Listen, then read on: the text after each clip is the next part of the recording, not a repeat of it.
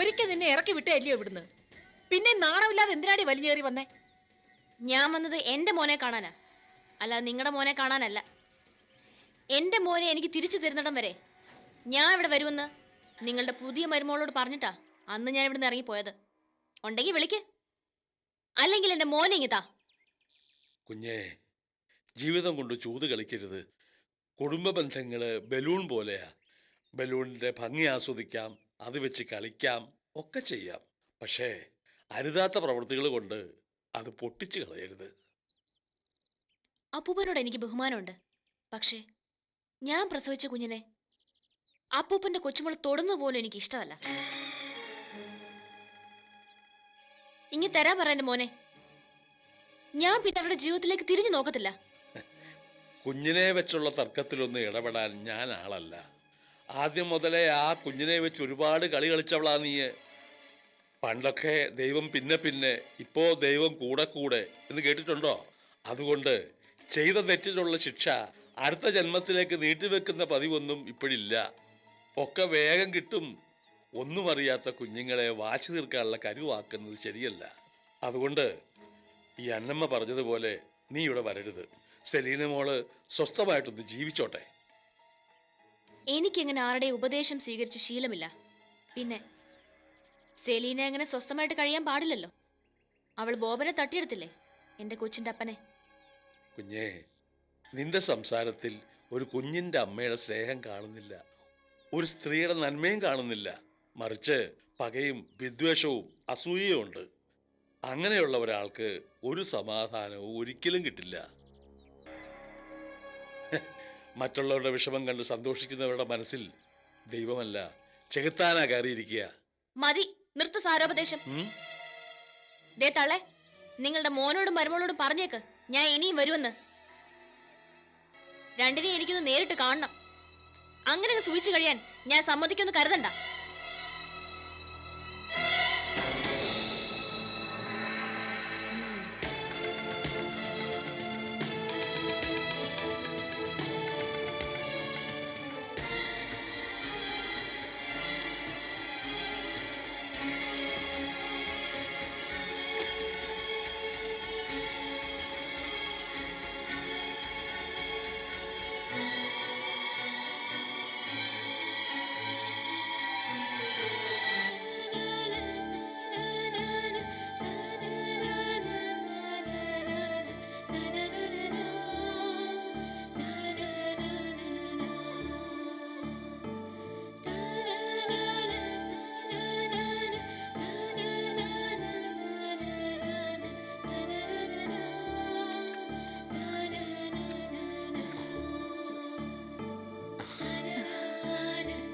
എന്താ ചിന്നു ഇത്? ഇത് എനിക്ക് താമസിക്കാനുള്ള ചായ്പ. ഇനിയിപ്പം ഞാൻ വീട്ടിനകത്ത് കയറിയാൽ ശരിയാവത്തില്ല. ഇത് തന്നെ ചിഹ്നം നിർബന്ധിച്ചോണ്ടാ, അല്ലെങ്കിൽ ആകാശത്തിന്റെ ചുവട്ടിൽ എൻ്റെ കിടപ്പ്. അയ്യോ, അത് വേണ്ട ചിന്നു. കല്യാണ നിശ്ചയം കഴിഞ്ഞ പിന്നെ കരിമ വീടിനകത്ത് തന്നെയല്ലേ കിടക്കുന്നത്. ഞാൻ കാരണം നിങ്ങൾ ബുദ്ധിമുട്ടിയാ എനിക്കത് സങ്കടമാ. ചായ്പിനകത്ത് ഞാൻ കിടന്നോളാം. അയ്യോ, ഈ വയറും വെച്ചോണ്ട് ഇതിനകത്ത് ഒറ്റയ്ക്ക് കിടക്കാനോ? വേണ്ട വേണ്ട. വേണം. ഇല്ലെങ്കിൽ ഞാൻ ഇവിടെ നിൽക്കൂല ചിന്നു, എങ്ങോട്ടെങ്കിലും പോവും. ചിന്നു നിങ്ങളെ ഇങ്ങോട്ട് വിളിച്ചോണ്ട് വന്ന് ഈ വീട്ടിനകത്ത് താമസിക്കാൻ വേണ്ടിയാ. ഞങ്ങൾക്ക് ബുദ്ധിമുട്ടുണ്ടെങ്കിൽ ആരും പറയാതെ ഞങ്ങൾ ഇങ്ങനെ ഒരു കാര്യം ചെയ്യുമോ? അതെ ആന്റി, ഈ ചായ്പിനകത്ത് ആന്റി താമസിച്ച അതായിരിക്കും ഞങ്ങളുടെ സങ്കടം. ഇല്ല ചിന്നു, എന്റെ ജീവിതം എന്താണെന്ന് ഓരോ നിമിഷത്തിലും തന്നെത്താൻ ഓർക്കാൻ ഞാൻ ഇതിനകത്ത് താമസിക്കണം. അത് സോഫിയോടും ജോയിച്ചേട്ടനോടുള്ള ദേഷ്യം കൊണ്ടാണെന്ന് കൂട്ടിക്കോ.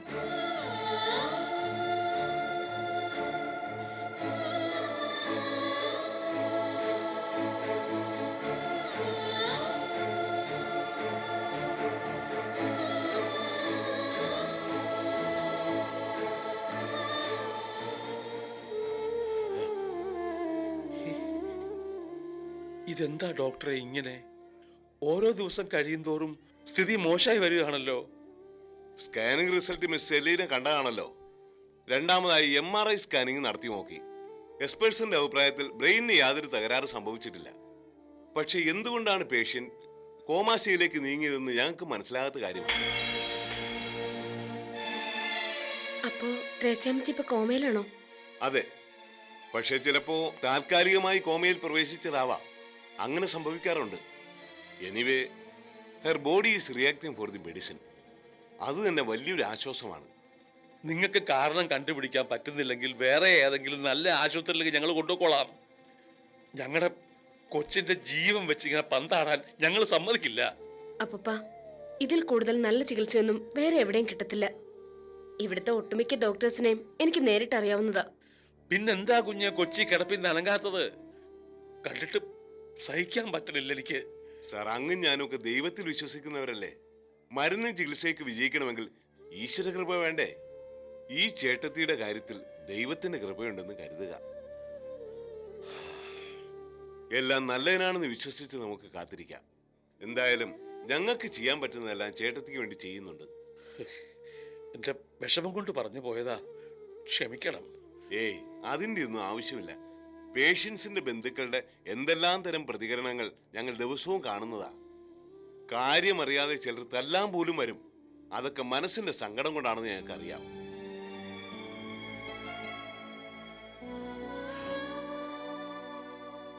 എന്റെ കൊച്ചേ, ഇങ്ങനെ ഞങ്ങളെ വിഷമിപ്പിക്കാതെ ഒന്ന് കണ്ണു തുറക്ക്.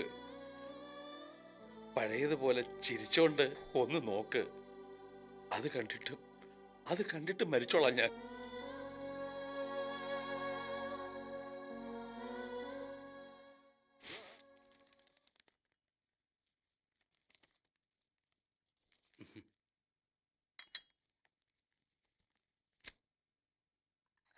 ആഹാ, തനിക്ക് ചായ ഇടാനൊക്കെ അറിയാമോ? പിന്നെ ലോകത്തിൽ വേറെ ആർക്കും ചെയ്യാൻ പറ്റാത്ത ഇതുപോലുള്ള പല ജോലിയും ഈ മൃദുല ഈസി ആയിട്ട് ചെയ്യും. പിന്നെ അമേരിക്കയിലെ ഹാംബർഗറും കെൻഡക്കി ചിക്കനും വിഴുങ്ങിയിടുന്ന പറ്റി ചായ ഇടും പോലും. അത് പറഞ്ഞപ്പോഴാ, താ MBA പഠിച്ചോണ്ടിരുന്നപ്പോഴല്ലേ ഇങ്ങോട്ട് പോകുന്നത്? Why can't you join in the company? അത് ശരിയാവില്ല മോനെ. ഇവക്ക് ചിത്രകല പഠിക്കണമെന്നും പറഞ്ഞ് നിൽക്കുക. അതുകൊണ്ട് എന്താ mummy, that I will manage in Sundays. എനിക്ക് കമ്പനിയിൽ ജോയിൻ ചെയ്യണം. What kind of a job you are offering me? Manager in sales, okay? Yeah, that's okay for me. Meethu, വേണ്ടെന്നല്ലേ പറഞ്ഞത്? You are not fit for that kind of a job. എന്താ ഫിറ്റല്ലാത്തെ? Mummy എന്താ എന്നെ ഇതിനകത്ത് അടച്ചുപൂട്ടി വളർത്താനുള്ള പരിപാടിയാണോ? ഇവിടെ വന്ന് കയറിയത് മുതൽ മമ്മി ആകെ മാറിപ്പോയി. ഒരു സ്വാതന്ത്ര്യവും തരുന്നില്ല എനിക്ക്. എപ്പോഴും ഉണ്ടാവും രണ്ട് കണ്ണുമായിട്ട് എന്റെ പുറകെ. എന്താ മോളെ നീ ഇങ്ങനെയൊക്കെ മമ്മിയോട് പറയുന്നേ? നിനക്ക് ദോഷം വരുന്ന എന്തെങ്കിലും മമ്മി ചെയ്യോ? ഇല്ലെന്നായിരുന്നു എന്റെ വിശ്വാസം. പക്ഷെ ഇപ്പൊ മമ്മി എന്നെ വല്ലാതെ ഇറിറ്റേറ്റ് ചെയ്യുന്നു. ഒന്ന് പുറത്തേക്ക് ഇറങ്ങാൻ തുടങ്ങിയ ഉടനെ മുന്നിൽ ബാരിക്കേഡുമായിട്ട് വന്ന് നിൽക്കും, ലൈക്ക് എ പോലീസ് ഓഫീസർ. ഞാനെന്താ കൊച്ചുകുട്ടിയാണോ? മിതു, നീ എന്തിനാ മമ്മിയോട് ഹാർഷായിട്ട് സംസാരിക്കുന്നേ? നിന്റെ സേഫ്റ്റിക്ക് വേണ്ടി ആയിരിക്കില്ലേ ആന്റി ഇങ്ങനെ പറയുന്നത്? I can God myself. ഇതിനൊക്കെ കാരണം അന്ന് രണ്ട് തെമ്മാടികൾ എന്നെ തടഞ്ഞു നിർത്തിയപ്പോ കരിമൻ എന്നെ രക്ഷിച്ചതാ. ഒരാദിവാസി വേണ്ടി വന്നില്ലേ നിന്നെ രക്ഷിക്കാനെന്നും പറഞ്ഞ് എന്തൊരു ബഹളമായിരുന്നു. അതിലേറെ ആദിവാസികളോടുള്ളൊരു പുച്ഛവും. എന്താ, ആദിവാസികൾ മനുഷ്യരല്ലേ? നമ്മളെപ്പോലുള്ളവരാ ആ നല്ല ആൾക്കാരെ എന്നും കാടന്മാരായി തന്നെ നിലനിർത്തുന്നത്. മോളെ, ഇതൊന്നും അല്ല സത്യം. നീ വെറുതെ മമ്മിയെ... വേണ്ട, യു ആർ എ ഫ്യൂഡലിസ്റ്റ്. അതാ കരിമനെ വെറുക്കുന്നേ. But I like him, I admire him. Nithin, he's really handsome, wild but handsome. എനിക്കിപ്പൊ തന്നെ കരിമനെ കാണണം. ഒന്ന് കൂടെ വരാവോ? അത് ചുമ്മാ മമ്മിയോട് വാശി പിടിച്ച് താൻ എന്തിനാ അനാവശ്യമായ കാര്യങ്ങൾ ചെയ്യുന്നത്? അനാവശ്യമോ? ഇത്രയും കാലം എല്ലാ സ്വാതന്ത്ര്യം തന്നിട്ട് ഇപ്പൊ പെട്ടെന്ന് കൂട്ടിലടച്ച് വളർത്താൻ നോക്കിയാ എനിക്കത് സഹിക്കാൻ പാടാ. പിന്നെ കരിമനെ കാണുന്നത് അനാവശ്യമായ കാര്യമായിട്ട് എനിക്ക് തോന്നുന്നില്ല. Are you coming with me or not? മോളെ, നിന്റെ ആ പഴയ തലക്കറക്കം വീണ്ടും വരണ്ടാന്ന് കരുതിയ മമ്മി. അതിനിങ്ങനെ ചങ്ങലക്കിടണോ എന്നെ? നീ വരുന്നുണ്ടോ ഇല്ലയോ? ഇല്ലെങ്കിൽ ഞാൻ ഒറ്റയ്ക്ക് പോവും.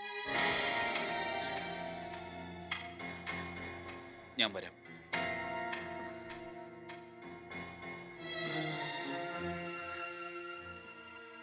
ആന്റി, ഞാൻ എന്താ ചെയ്യണ്ടേ? മോനെ, അവളെ ഇപ്പൊ എതിർക്കരുത്. എന്ന് വെച്ച് ആ വൃത്തിയായിട്ട് ആദിവാസി കുടിയിലേക്ക് ഞാൻ അവളെ കൊണ്ടുപോകണമെന്നോ? നോ, അവളെ എന്തെങ്കിലും പറഞ്ഞ് മനസ്സ് മാറ്റിയെടുക്കണം. എനിക്ക് അവള് മാത്രമേ ഉള്ളൂ. ആന്റി, അതിനിപ്പോ കരയാൻ മാത്രം എന്താ ഉണ്ടായേ? I will manage. Please trust me.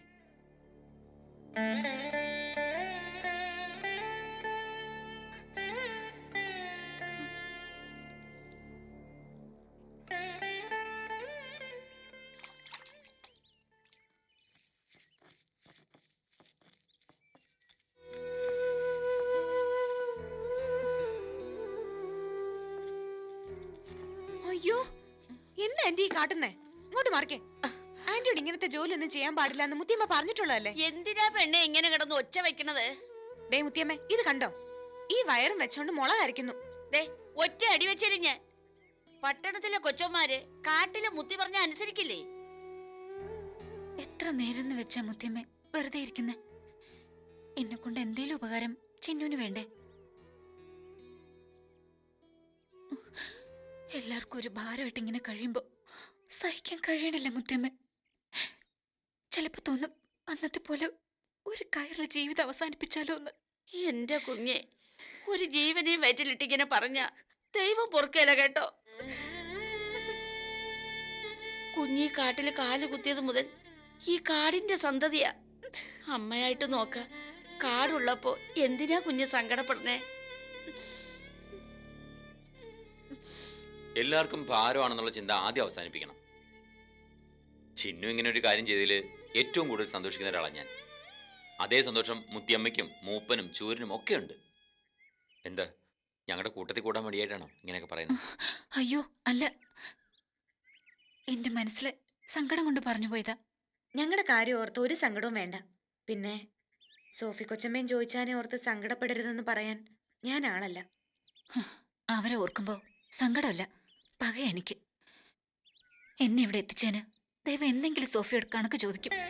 എന്റെ കുഞ്ഞെ, അതൊക്കെ ദൈവത്തിന് വിട്ടേര്. ഇപ്പൊ മനത് തന്തോയായിട്ടിരിക്കേണ്ട സമയം. എപ്പോഴും വയറ്റിലെ കൊച്ചിനെ പറ്റി ഓർമ്മയും കഥയും വേണം. ഇവിടത്തെ ഒരു പണിയും കുഞ്ഞ് ചെയ്യണ്ട.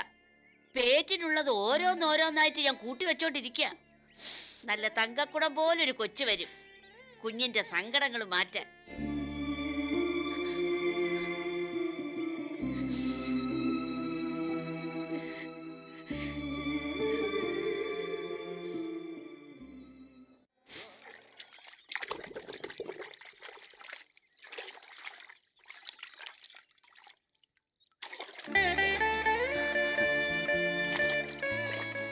ചിന്നു, അതെ, ഞങ്ങളെ മനസ്സിലായോ? ഓ മനസ്സിലായി. പാർവതി കൊച്ചമ്മയുടെ മോളല്ലേ? ആ. വാ. ഞാൻ 2 ദിവസം മുമ്പ് നീരേറ്റിലേക്ക് വന്നിരുന്നു. അപ്പൊ നിങ്ങള് വേറെ എവിടേക്കോ പോയിരിക്കായിരുന്നു. അയ്യോ, ഇവിടെ ഇപ്പൊ ഒന്ന് ഇരിക്കാൻ തരാനായിട്ട്. ഏയ് ഒന്നും വേണ്ട ചേച്ചി. കരുമൻ ഇവിടെ എവിടെയെങ്കിലും ഉണ്ടോ? ഇവിടെ എവിടെ ഉണ്ടായിരുന്നല്ലോ, എങ്ങോട്ട് പോയിന്നറിയില്ല. ഹീസ് റിയലി ഗ്രേറ്റ് ചേച്ചി. ഇത്രയും ധൈര്യമുള്ള ഒരാളെ ഞാൻ ആദ്യമായിട്ടാ കാണുന്നേ. അത് ഏതോരുത്തം മീതുവിനെ വഴി തെരഞ്ഞപ്പോ കരുമൻ അയാളെ അടിച്ചോടിച്ചു.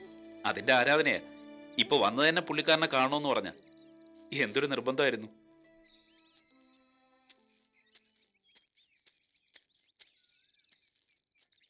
ആ, ദാ ആളെത്തിയല്ലോ. ആ, ഇതാരൊക്കെയാ? നമസ്കാരം. ഹലോ. ഇതെങ്ങനെ ഇവിടെ എത്തി?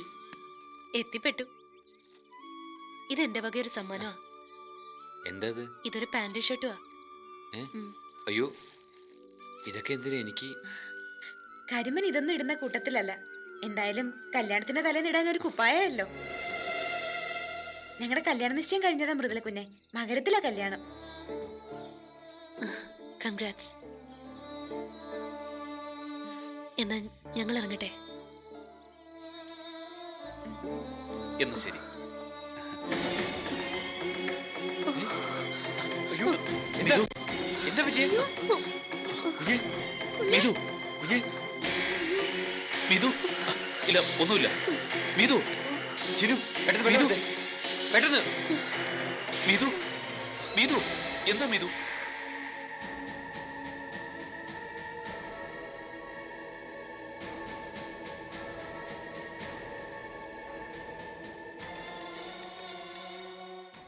മൃദുലയ്ക്ക് കരുമനോടുള്ള താല്പര്യം ഒരു പുതിയ സ്നേഹബന്ധത്തിന് തുടക്കമിടുകയാണോ? വിവാഹ സ്വപ്നം കണ്ടു കഴിയുന്ന ചിന്നുവിന് മൃദുലയുടെ ഈ നീക്കം അംഗീകരിക്കാനാവുമോ? കരുമന് ചിന്നുവിനെ മറന്ന് മൃദുലയെ സ്നേഹിക്കാൻ കഴിയുമോ? ടീനയുടെ കുഞ്ഞിനെ സ്വന്തം കുഞ്ഞിനെ പോലെ കണ്ട് സ്നേഹിക്കാൻ സെലീനയ്ക്ക് സാധിക്കുമോ? ജോയിയിൽ നിന്നും അകന്ന് ഗർഭിണിയായ പങ്കിക്ക് എത്ര കാലം കാട്ടിൽ കഴിയാൻ പറ്റും? കൊച്ചിനു വേണ്ടിയുള്ള കൃഷ്ണപിള്ളയുടെ കാത്തിരിപ്പ് ഇനിയും നീളുമോ? നിരവധി ചോദ്യങ്ങൾക്കുള്ള ഉത്തരങ്ങൾക്കായുള്ള യാത്ര. ഒരിടവേളയ്ക്ക് ശേഷം അതിശക്തമായ തിരിച്ചുവരവിന് വേണ്ടിയുള്ള പുറപ്പാട്. കഥയുടെ മന്ത്രജ്വാലയുമായി നിങ്ങൾ നെഞ്ചിലേറ്റിയ കഥാപാത്രങ്ങൾ തിരിച്ചു വരും വരെ കാത്തിരിക്കുക.